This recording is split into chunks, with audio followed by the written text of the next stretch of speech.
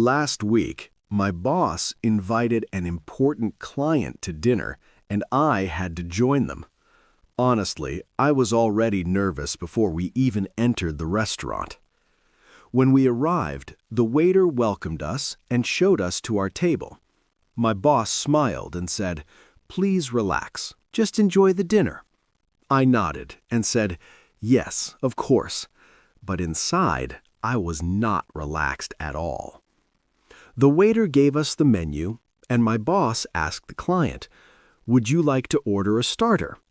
The client smiled and said, "Yes, that sounds good."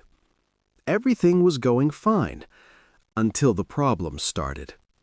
First, we waited a very long time for our food.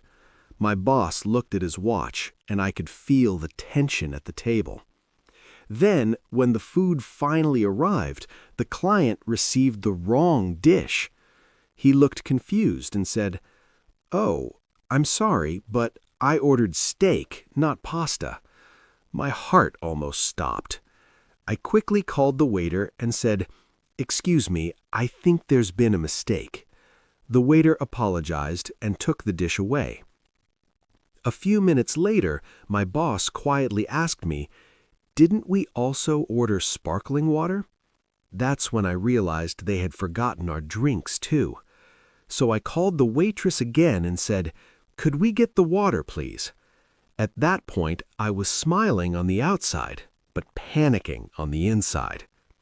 Finally, at the end of the dinner, my boss asked for the bill, but there was one last problem.